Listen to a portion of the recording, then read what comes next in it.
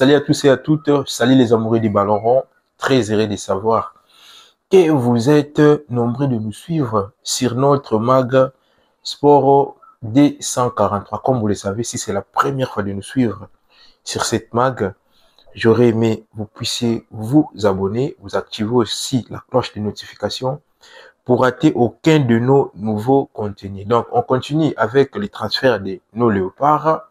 On va aussi parler du partenariat de Didier Boudimbo, c'est bien prononcé, avec Barcelone, Milan AC et puis l'AS Monaco. Donc, restez branchés. Là, tu vois, ceux qui ont bon au gaspillage, ou bien bon ezali bongo, na avantage pour la République démocratique du Congo. Car déjà, ça parle au niveau de la toile. Jusqu'à présent, tout le monde a un petit Didier Boudimbo à l'écart. A expliqué biso pourquoi il a signé bon partenariat na ba club wana. Donc voilà, on continue. Comme vous le savez aussi, il y a nos Léopard Chan aussi au babanda qui est déjà entraînement. Ils vont débuter la compétition, ça sera les 3 face au Kenya qui est le pays organisateur de cette très belle compétition. Donc est-ce que Léopard na biso baza ko s'entraîner les Kamala mbezo les Kamabe. Donc là j'aurais aimé vous allez vraiment connecter, brancher pour le Belango, alors il y a large na émission. Donc voilà pour l'émission. En tout cas, tout fond la vraiment tout émission. Comme vous le savez, dans concept émission mon numéro est là affiché. On pose les téléviseurs en abino. Donc j'aurais aimé vous réagissiez vraiment par rapport à cette analyse d'aujourd'hui, car ça commence à parler surtout à la toile que Didier Boudimbo, Azescro, Didier Boudimbo. À Simanango, il y a un détournement. Pourquoi? Comme j'ai toujours dit, donc, tout ça, qui émission, tout le but, c'est que nous ça, émission, tu dis, Makamboyango, les cabines. Je sais que partout là, vous me suivez, il y en a aussi des gens qui maîtrisent mieux que nous. Parce que nous, on a juste l'opportunité de pouvoir passer na TV, et plutôt, le Belabon, au Ezali, Makambo, Italie, banane, nabiso. Donc, et voilà, là, on commence pour les dossiers de Simon Banza. Comme vous le savez, Simon Banza fait partie de Biter, le championnat turc, avec 21 réalisations, 21 réalisations plutôt. On a vu Banza fait une très belle saison, mais jusqu'à présent, même nous, on s'inquiétait pour Banza. Comme on a vu pendant le mercato hivernal, il y a Marseille qui le voulait. Comme vous le savez, Marseille joue la Ligue des Champions. Donc jusqu'à présent, le problème, il y a Simon Banza, Batiri sera dans la devinette. Donc, selon une source, il s'agit de Simon Banza des retours à Braga. C'est pas moi, c'est une source. Des retours à Braga après son prêt à Turquie, l'attaquant congolais ne devrait pas s'éterniser au Portugal. Donc, selon Mercato Foot, Wolfsburg est un club de première ligue dont l'identité reste secrète. Sont sur ses traces, toujours d'après les mêmes sources, Banza ne privilégie pas Bundesliga, mais reste ouvert avec toutes les options. Donc ça, c'est pas moi, ça c'est une source. Comme vous le savez, toujours information dans la source. C'est pas moi, c'est une source. Donc, retour, il y a probabilité, il y a probabilité que Banza retourne à Braga. Quand on soupe zali susu, Wolfsburg yango asana posa a recruté Banza pour na été oyo. Mais selon car source on se devine na biso, donc Banza ndenga zabongo azo privilégié à monter. Banza ne privilégie pas nani naïna azo privilégié nani Wolfsburg. Partout là où vous me suivez, vous voulez que Banza reste à Trabzonspor ou bien zone en Braga, à savoir que na Trabzonspor Banza Zalaki azaïka en prête. Azalaki prêté mais tout le monde a sali bongo, belle saison. Déjà comme m'habiter parce que Osimhen Bazali, parce que Maurice Icardi Bazali, déjà moi je dirais félicitations à Banza. Donc Banza tuko, Banza tisiko tout tikali na mois oyo. Donc déjà mois prochain, champion déjà dans Mboke Bilo Kozonga. Tout le monde a déjà équipe bezo peut-être match amicaux. Banza tisiko yo azaraka ouvert na ba option nyonso. Ba jouer le quoi ba Banza, ba jouer ba une expérience. Jouer la Ligue des Champions, jouer la CAN avec la République démocratique du Congo, biter le championnat turc. Donc moi je pense que même si il a 8 ans, Banza finira toujours à pouvoir trouver un club. Donc ça, là c'est selon moi. Et je sais que ça va être comme ça. Vu son profil, Banza a rechomé. Donc voilà concernant Banza. Concernant Banza, en tout cas, Banza Rochomete. Concernant Banza Rochomete. Toye susu nanan ya Wissa. Donc tout le monde Wissa Brentford a zone d'entraînement, mais Wissa a s'entraîner dans la salle. Wissa s'entraîner dans la salle par rapport à source motoza nangwa ils ont raté. Un mois après l'ouverture du mercato estival, les rumeurs autour des joueurs congolais s'intensifient. Ils ont raté, je rappelle, c'est une source. Mais les transferts officialisés restent rares. Donc, Tomoni Awa, Maramba Wissa, et c'est intensifié. Est-ce que Wissa, alors qu'il y a bongo, Tottenham, car coach naïe, ancien coach noir qui n'a bongo à Brentford, il y a dans Tottenham Spears. Est-ce que Wissa, alors que Tottenham, ou bien Wissa, alors qu'il y a bongo à Brentford. Tout le monde qui sous kuna Milambo, Anthony Milambo, Yohana, a bien déjà début d'entraînement, il y a Brentford. Est-ce que Wissa, alors qu'il y a bongo, Tottenham, ou bien Wissa, alors qu'il y a la saison dans Brentford. Donc ils ont vraiment Tishiko Mambuya Wissa, tout le monde qui au Nottingham Forest, T, au Tottenham, West Ham, plutôt, au Westnani, Tottenham, et comme au Manchester T, au Galatasaray. Donc jusqu'à présent, Wissa, a PCB Sonano, jusqu'à présent, tout le monde pour accélérer le dossier à Wissa, et ça a Bongo Tottenham. Donc, nous devons souhaiter, comme on a souhaité en tout cas, Wissa a signé bon à Tottenham. On est allé vraiment souhaiter, comme on a dit, Wissa a signé bon à Tottenham. Car Tottenham a battu la Ligue des Champions. Ils ont fait bien la performance au Wissa Pessi. Wissa a battu saison. Comme on a bon Wissa a battu vraiment à Tottenham. Comme on a dit, ils ont le qu'on là. Et ça l'a bien. Donc voilà pour Wissa. Parlons maintenant d'Arthur Masuaku. Comme vous le savez, Arthur Masuaku a fait un contrat na Besiktas. Fait un contrat na Besiktas, ici là qui bon le 30 juin. Là, tout le monde a dit Arthur Masuaku. Il y avait aussi des clubs golf qui voulaient recruter Arthur Masuaku pour cet été. Mais lui aussi, il est resté ouvert. Il est resté ouvert de tout contrat où il là. En tout cas, il y a aussi signé. Et tout là, tout l'amour qui on a vu à Galatasaray et puis Fenerbahçe. Oyo baza bon intérêt à soit Arthur Masuaku na mercato ya été haut. Donc tout ça juste dans un mois, tout ça juste dans 2 mois, tout ça juste dans 2 mois tout là-bas, tout ça dans le mois de juillet, tout ça peut sous dans le mois d'août. Oyo ezaki Arthur Masuaku, ceux qui a la chance à signer na Galatasaray bien na Fenerbahçe, to koyeba yango na mois oyo bien na mois prochain. Car tout bien na 4 mois, tout ça dans 13 jours pour moi ici là. Donc là on verra si Arthur Masuaku, Okendebo Galatasaray, ou bien Okendebo Fenerbahçe. Ça aussi, c'est selon une source. Partout là, vous me suivez. Qu'est-ce que vous en pensez par rapport à ça? N'oubliez concept Nabiso, pour réagir, bon, on a commentaire. Donc, pour Chancel Mbemba, c'est notre dans la devinette. Donc, jusqu'à présent, il y a comme à part l'Arabie Saoudite et Salaki, tout le monde qui a intérêt à Sunderland, et Salaki bon pour Chancel Mbemba. Mais jusqu'à présent, ils ont une équipe souhaitée où ils ont s'intensifié, où ils ont sous l'obéla bongo, où Chancel Mbemba pour le mercato était haut. Mais à savoir que Chancel Mbemba, Chancel Mbemba quand même, c'est un bon défenseur. Si aujourd'hui on parle des défenseurs africains, Chancel Mbemba aussi, son nom sera cité dans la liste des défenseurs africains. On a vu la saison dernière, Chancel Mbemba, c'était une saison blanche pour Chancel Mbemba. Donc, on verra peut-être cette saison, peut-être Chancel Mbemba finira à trouver un bon club, pourquoi pas, Abetabon où ils allaient saison. Chancel Mbemba, tout ça vraiment la poste naïe. Chancel Mbemba a un problème, il y a tant de jeux. Même si tu as des matchs amicaux, tout le monde dit Chancel Mbemba n'est pas Betaki, mais on est qui a match amicaux. À savoir, match amicaux, ils ont une intensité d'un moroté dans la compétition. Parce que Mali, quand on a gagné 1-0. Kaka Madagascar tu gagner 3 et surtout il na kan boy bon mona ki intensité on est aux ala vraiment ya monter donc prière na biso ezali que Chancel Mbemba puisse trouver un club avant les rencontres au Torobeta ya Sénégal na Soudan du Sud.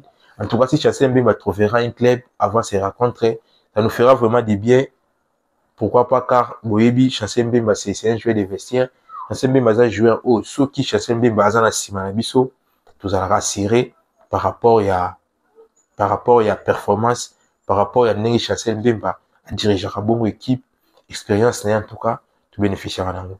Donc merci en tout cas, tozozela susu mpona Charles Piquel tomonaki espagnol de Barcelone oyo tolobelaki bona émission neti koleka bato babenga batuninga mais analyste pourquoi bozoloba makambo oyo nano esalami te.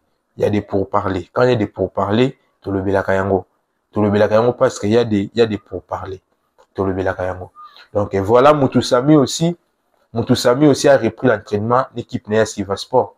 Oh baza bongo relégué na Ligue D. Tomoni bongo Moutoussamy azongeli entraînement na Siva Sport. Club na ye o ba obeta bongo Ligue D. Donc na ebité est-ce que Moutoussamy a obeta bongo Ligue D ou bien Moutoussamy azaka ko s'entraîner na club na ye a garder toujours forme en attendant club mosusu et monana.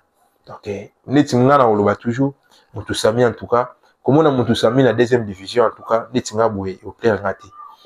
Pourquoi il player ngate par rapport ya ba compétition toza nango to beta CAN to luka botu se qualifier pour la Coupe du Monde voir que Moutoussamy habite la deuxième division en tout cas ngai perso et ça l'a vraiment bien été. Et ça l'a vraiment bien été comme on a Moutoussamy habite à bongo deuxième division. Donc voilà, ma joueur automoni na moni sous Afimi Kopululu o azabongo cité na Trabzon Sport. Mais malgré cela, Afimi Kopululu azongela ki entraînement na équipe na. Est-ce que Afimi Kopululu a aucun de Turquie bien otika la bongo na club na. Mais soué na biso ezali toujours nous on a problème ndé ya temps de jeu. Toboyi tokoma na CAN be toboyi tobeta match na biso na Sénégal na Soudan du Sud tomona ba joueur oyo baza bongo na problème ya temps de jeu. Donc wana vraiment en tout cas il faut arranger biso te komona ba joueur sobeta na deuxième division. Donc voilà, Noah Sadik qui abandaki bon entraînement na Sunderland. En tout cas pour Noah Sadik déjà pour Mesate, il a signé. Et puis moi je sais que Noah Sadik qui fera une très bonne saison dans Sunderland. Déjà pour Noah Sadik écoute le premier Mesate, tout le monde qui n'est Noah Sadik a tout ça la très belle saison. Déjà de voir que le petit a laissé la Ligue des Champions pour aller jouer en Angleterre. Donc ça se voit qu'il va se donner à fond. Mais il va se donner à fond à tel point que Azarano titulaire. Et puis je sais que Noah Sadik n'a pas se donné à force de la titulaire. Performance sur Noah Sadik qui a envoyé la biso. Muka aussi, il a repris avec Lille. Déjà la semaine dernière, Lille a joué face à Amiens. Le score c'était 6-0. Muka avait joué l'intégralité de la rencontre. Donc c'est déjà bon pour nous. Comme je viens de dire que tout ça vraiment na posa va jouer na biso. Bazala bon on a problème il y a temps de GT parce que là on est vraiment décisif de pouvoir gagner les 4 matchs restants pour qu'on puisse se qualifier pour jouer la Coupe du Monde 2026. En tout cas c'est notre souhait que nous allions regarder la Coupe du Monde des États-Unis et puis Mexique pour l'année Canada tous à la wana pour toute la Coupe du Monde wana. Donc pour Diane Batubisika, on va tourner une question. Pour Diane Batubisika, lui aussi, son problème, et ça, bon, tout le monde qui équipe Nabango, ils ont Saint-Etienne, a besoin d'un entraînement. Mais Diane Batubisika, Azala qui citait d'un côté à Grèce. Il y avait Olympiakos, et puis il y avait Aïka, où Bazali, bon, on a pour ça, va recruter Dylan Batubisika. Donc si Dylan Batubisika aussi, a aucun de bon qu'on signe dans Aïka, soit dans Olympiakos, moi, en tout cas, moi, ça va m'arranger. Pourquoi moi, ça va m'arranger? Pourquoi? Il sera en jambe. On ne veut pas cette fois-ci jouer avec des joueurs. Les matchs que nous avons, c'est des grands matchs et des grandes équipes. Jouer avec des joueurs qui ne parviennent même pas à jouer 15 minutes dans leur club. En tout cas, moi, ça va, na éviter et puis ça m'attend. Donc voilà la fin partout aux Hollanda. Partout aux Hollanda, biso. On évolue toujours dans le mercato, il y a Léopard Nabiso. On évolue toujours dans le mercato, il y a jouer dans maintenant il Nabiso. Jusqu'à présent, il y a tout ninga pour la Mecha Kelia. Donc pour Mecha Kelia, zongé là qui bon entraînement dans club na Suisse, comme vous le savez, il a repris des entraînements, il s'entraîne. Bon, tout le temps nous, bon on peut chicaner tout le championnat. Est-ce que Mecha Kelia a continué championnat na Young Boys na car Hazard a contrat en 2026? Parce que jusqu'à présent, pour ceux qui ne connaissent pas, Meshaki le temps akendaki na Nantes ezalaki juste prête. Et ça le quoi basimbisaki ye bapretaki bango badefisaki bango abeta bongo total. Bon, malheureusement prête ya Meshaki lia ezalaki vraiment ndenge ngai perso na souhaitaki te ndenge mpe bakongole ebele bazelelaki te. Biso c'est pour ça na biso ezalaki komona Meshaki lia kobeta bongo na Nantes asala mois demi-saison asala ngo malamu pour permettre ye atikala bongo na Ligue 1. Comme vous le savez, on ne peut pas comparer on peut comparer les championnats français et les championnats suisses. Déjà, c'est pas les mêmes niveaux. Total, c'est les plans mabouébélés, championnat français, ils ont l'écolo par rapport à championnat suisse. Et malheureusement, et Salami Ndenge ou Anate. Donc, voilà, concernant le mercato et le par de Tolobi, tout ça toujours causé là. Il y avait aussi Kapouati, oh, Yazaki qui vont solliciter dans le club ébélé, mais jusqu'à présent, Kapouati a zoné Libongo dans Légia. Équipe n'a pas passé à la saison dernière, habité Bongo Conférence League. Tout le monde n'a habité bon à Chelsea, tout le monde n'a habité dans l'équipe ébélé. En tout cas, Kapouati a fait une très très belle saison l'année dernière. On a vu même les deux matchs amicaux que nous avions joués. On a vu comment Kapouati avait joué. Donc moi je dirais grosse force à Kapouati. Pourquoi pas qu'il puisse aussi multiplier des efforts pour saison, ils ont collé à saison.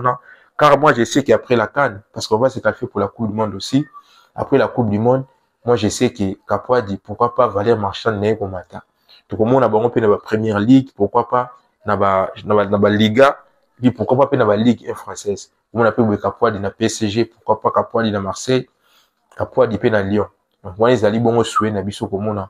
En tout cas, nos joueurs va beta bon dans le club où ils ont d'élite, puis le club moko où il y a bien. Parlons maintenant de Léopard Chan. Léopard Chan va poursuivre bon où ils allient préparation à Bango. Mais ça parle aussi d'un niveau na bango. Tout le monde qui bon il y a des organisations. Quand tu as mis ça qui lisse, quand tu as déjà la poto, tout le monde dit bon va poursuivre où ils allaient bon préparation na bango pour ba banda ko beta bongo compétition où ils banda bongo les trois. Donc moi je dirais grosse force va Léopard, bonne chance surtout na bango.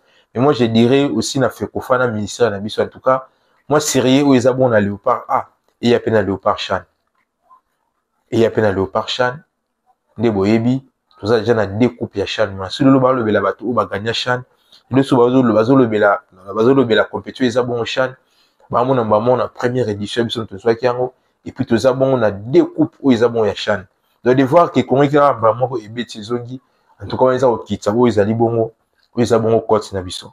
Donc voilà, ba Léopard bazo connaît toujours entraînement na bango. Wana les trois trosés la bango bongo na Kenya.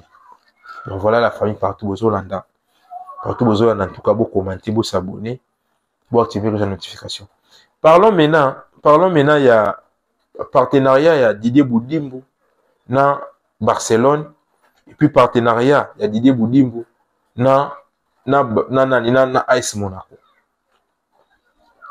Jusqu'à présent aussi, Didier Boudimbo dans l'équipe de la TV, excusez-moi, a expliqué, peut-être que vous comprendre ma vie. Quand tu veux ndeko na ngai o bino bolandanga so ngai pe munazo comprendre pe mabe ko yibisanga pe no analyse na commentaire analyse yo mto comprendre mabe parce que moi je trouve ça normal na éviter biso toza Rwanda te en tout cas beaucoup misama message na Didier Boudimbo biso toza Rwanda te je ne pense pas que un jour au monde à Cameroun balata Cameroun a so le biga ka non Cameroun na ba coupe belé Cameroun a participé à participation à la Coupe du Monde tout le monde du Cameroun tu verras na bateau bana ba zone na biso bato ba deux coupes bateau à participation et belé na Coupe du Monde. Prenons l'exemple n'a vu que biso na palmarès tout l'équipe Mali, mais je ne pense pas que bon monde un jour Mali bala taille awa Mali au cœur de l'Afrique et ça la maté au moment où on monte Afrique du Sud. Afrique du Sud na biso bazara na participation belé koleka biso. Mais na palmarès biso l'équipe Afrique du Sud. Bon moi on monte Afrique ça on l'a ta awa o Manchester bala tu Afrique du Sud au cœur de l'Afrique. Bon moi on monte. Comment on a que Didier Boudimbo a Kebongo ko signé ba partenariat na ba Barcelone. Hein? Na ba Barcelone papa. Dans Barcelone, les partenariats entre le gouvernement congolais et les clubs espagnols porteraient C'est un contrat de 4 ans pour un montant de 44 millions d'euros.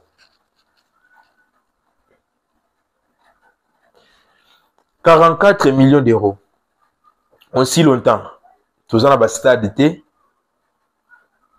Stade exacté. Tout le but est que na 44 millions tu construis stade. Tout le but bon été. Tout le monde a un championnat. Tala Lelo, on n'arrive même pas à organiser un bon championnat. On a plus les joueurs comme Mbala Mbuta Biscotte, Matumouna Zola Rome, pour tout trésor.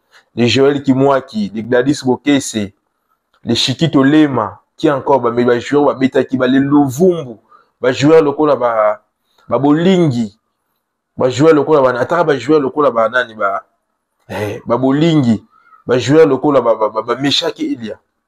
Dans l'ina foot, Bimasouti. Cela ne veut pas dire que dans l'ina foot, les joueurs à qualité, on a basati. Mais le réseau bon, parce que championnat est koufa. De voir que Didier Boudimbu, 44 millions, a qui a repé Sayango à Barcelone. Et quoi, porter les bisous, nini. Et puis, l'entraînement. L'entraînement. Yango Bakomi. En contrepartie, le slogan RDC Cœur de l'Afrique apparaîtra au dos du maillot d'entraînement de l'équipe première masculine. Donc, Barcelone a aussi un entraînement. La Cima Barcelone a commis dans mon RDC au Cœur de l'Afrique. Déjà, les Espagnols, ils ont du mal peut-être à comprendre le français. Je ne dis pas espagnol, ni on sent. Mais peut-être comment on espagnol. Pour en français. Peut-être comment on espagnol. Si quoi, sur Barcelone, on a dit que RDC au Cœur de l'Afrique. Échanger Nini. Échanger Nini. Échanger Nini. 44 millions. Tandis que Illico Cash, pour jouer à l'Ina Foot, a 800 000, pas même 1 million. Imaginez sur ce bas 5 millions. 5 millions, bah ça on bon à l'Ina Foot. 5 millions à l'Ina Foot. Boyebi ba pour tout trésor boni ba obima. Ba Biscotte Mbala boni ba obima. Ba Joël Kimwaki boni ba obima. Ba Louvumbu boni ba obima. Lelo, ça fait déjà un moto qui est 6 ans, 7 ans. Aucun loco, à part des élèves à Soso, aucun local, plutôt parce que local moko, Oyo, Tomona, bon, Sébastien de Saboiseau, Zoye, Ayepe dans Léopard a approuvé. Biso doza Rwanda te, je répète, biso doza Rwanda te. Potola Tabala Tarabiso à visite Congo, RDC au Cœur de l'Afrique. Sur le lot, RDC au Cœur de l'Afrique, na Varese, il y a nani. A tout le monde, on a quoi là, on peine dans le boko a. On a quoi dans le boko a. Moi, à mon avis, ça change rien. Franchement, moi, à mon avis, ça change rien de voir que dans le boko, il y a Monaco a, bah, commis, RDC au Cœur de l'Afrique. Ça change quoi? Si c'est qu'on peut dire, Boudi, Mounon, à l'équité, expliquer Bisso. Il faut expliquer Bisso. Parce que quand on dirait comment ils sont dirigeants. Comment on a Boudimbu, donc Mambaba les a Boudimbu. Ils ont Boudimbu, hein? Mambaba les a dit Boudimbu, hein? Parce que, comme on les belé, par exemple, pas pour réagir. Oh non, so lobby bon pas Boudimbu. Tout finit, hein? Tout le bac vérité. Tout finit, hein? Tout finit, hein? Soit, vous avez la biso ministre Mobo, aïe Mambaba les. Un ancien joueur Ayana Nouana. Parce que nga po na ngati siko Boudimbu ke na Monaco ke na Barcelone. Po na nini? Po na nini? Po na nini? Po na nini? So ebino Mambaba était Didier Boudimbu. Pour Mambaba était Didier Boudimbu. Zonga non na hydrocarbure. Zonga non na hydrocarbure Didier Boudimbu. To ba la misoka vérité to fingate. On est vraiment bien éduqué à tel point que tu finis à batouter. Mais si rien ne va, en tout cas, tu dois ok, signer quoi. Ce que à part partenariat, et ça, oyo. À part ceux qui tourisme, ceux qui comprennent ma bébé, je pense qu'ils comprennent ma bébé. Au partenariat, moi, les alliés, bah, au ça là-bas, bah, au ça là-bas, bah, au ça là-bas, école, moi, pour encadrer, bah, jeune, pour m'embébéler. Les cas na TV Didier Boudimbo yebisa biso ke bakor o nga na signé partenariat o nga na signé na Barcelone. Partenariat o nga na signé bongo na Monaco. Tala na sima nango eko apporter eloko boye. Okotika biso na devinette boye te. Po jusqu'à présent na zomo na Didier Boudimbo. Soko olanda biso so pe olanda biso te. Eza pe mabe te. Mais biso faut loba parce que so elo au moins service biso te biso to loba. Didier Boudimbo les cas na TV expliquer biso. Expliquez biso. Mabeza na Congo yango tout le monde a même détrôné mais au salama parce que mutu musa ko yaka boye. Viki ayebi ke loko mo bebi bana sima wana, mbongo mo ke bana sima wana o eko sala bien. Aya proposant au chef de l'État, proposant ba batringandi akete sala auta ka intérêt na. Auta ka intérêt na. Auta ka intérêt na. Bana basi bato beta kan a to mona a. Basala entraînement avant match à Sénégal. Pour la nini, pour la prime de banque ezalati. Didier Boudimbo qui 3 millions comme on ça à Monaco. Didier Boudimbo faut aller kana TV faut expliquer biso. Faut expliquer biso. Biso batandembo pe to linga boité. Biso za biso de makambo mamba guerre, oui, et moto lobela ngo. Biso za batandembo. Didier Boudimbo nous doit des explications. Didier Boudimbo faut expliquer biso parce que bala Congo za do mabe. Championnat zaté Imane Koufa, vite Koufa. Vite Koufa, Imane Koufa. Tu as sous la Coupe d'Afrique. L'équipe n'a pas qui n'a 4. L'année passée, tu as bon 3. Dragon, tu as le battu, tu as Koufa. Est-ce que 44 millions, 11 millions, na année moko. Avec 11 millions, tu as organisé bon championnat moko ya malamu. Championnat moko ya malamu avec 11 millions. Tu as organisé championnat moko ya malamu. Si vous avez na posa ou non, vous avez na posa ya centre de formation pour na jeunes. Papa na sadi qui paye wana ko centre de formation. Ba tout ya soutenir ba mwana. Ce que ça que partenariat on ezali Monaco a osala ba centre de formation qui va jouer congolais bandoké na Monaco. Oui. Mais ce que ça bongo, Didier Boudimbo, il faut aller expliquer biso tout ça so koloba. Ce que ça bon Didier Boudimbo les cas, yebisa biso ke partenariat on a signé bon na Monaco. Partenariat on a signé bon na Barcelone. Tala partenariat on a boye. On te tire na biso koloba. On tire na biso koloba. En tout cas non c'est vraiment Didier Boudimbo face à l'émission. So Didier Boudimbo oyoka biso te bato ba oyoka biso comme c'est le message voilà. Boye c'est qui ba analyste congolais bato ba linga ballon. Le but qui Didier Boudimbo faut expliquer biso en tout cas partenariat on a ba Monaco na Barcelone wana et quoi apporter nini na football à Congo. Et quoi apporter nini Stade de Martyrs on est combat bon ça chaque jour. Fait même coup trop lobaté. Stade de Mumba na Matadi yango na banda ba esuka ka bon. Tu dis sur comment la positionner. Une grande province lokola Équateur. Ils se ba équipe belé ba joueur belé ba ndenge na ndenge. Équateur a un terrain monté à robiter la balle. Avec 11 millions, avec 20 millions, Équateur a un terrain té. Bandundu ko to bate po kipa ngote. Bandundu ko to yata na terrain mon côté a bien robiter ta ligne foot. Qui il y ko cache les to do mon équipe ba makile ba bandundu. Rien. Jusqu'à présent, ma province les a na terrain to robiter la balle. Ils ont le Kinshasa. Puis Kinshasa, on peut stade de Martyrs, tu contactes un stade de Martyrs, nous mandam bouveme. Toké na Katanga, toké na nani kuna nini o terrain ya nini o terrain ya nini o nini o wa Kasai o nini o Angoy Kasanji. Terrain goma kutro ba te pas goma bitumbe zali. Bandundu terrain zate, Kisangani terrain zate. Je tout baka kinika na Katanga. Ba Congo, ça le Mumba ya mwana bongo. 44 millions de Boudimbo, faut expliquer biso. En tout cas, on a vraiment besoin de dirigeants compétents au baïpi mambo ya bale. Les dirigeants baza compétents au baïpi mambo ya bale. En tout cas, beaucoup comme c'est un message on a Didier Boudimbo. Vous ça Didier Boudimbo, faut expliquer biso parce que ça va banaliste congolais, ba nous sur le bela mamba la Congo baza na bongo ya osilika. Par rapport à tout le monde a un éclaircissement mon côté dans le contrat wana. Tout le monde a un côté. Tout le monde a un côté.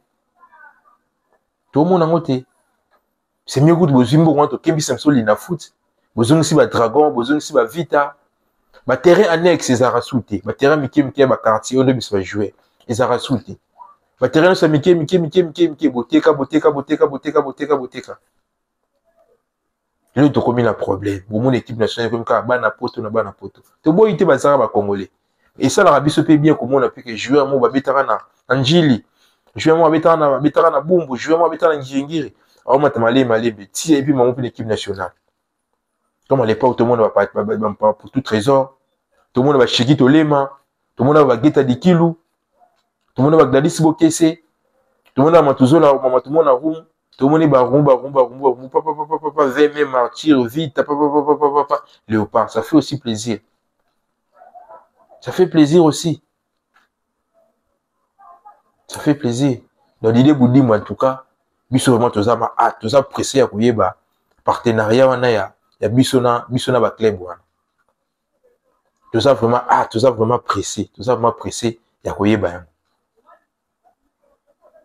Donc merci bande parce que bolandi nga bo comprendre parce que vraiment naza vraiment moi monter parce que ils ont moi to pesa kanda pour tout ça vraiment na poto yeba par rapport ya partenariat wana o ya Didier Boudimbo. Donc merci bandeko partout bolandi en tout cas bo commenter mon numéro est là appelé ceux qui bolinga vraiment ko benga bo benga numéro na ngeza wana parce que zo pesa vraiment kanda tout le monde ani bongo prochainement pour un nouveau numéro. Donc, dit dans le bas, toujours si c'est la première fois, vous s'abonner, vous activer la notification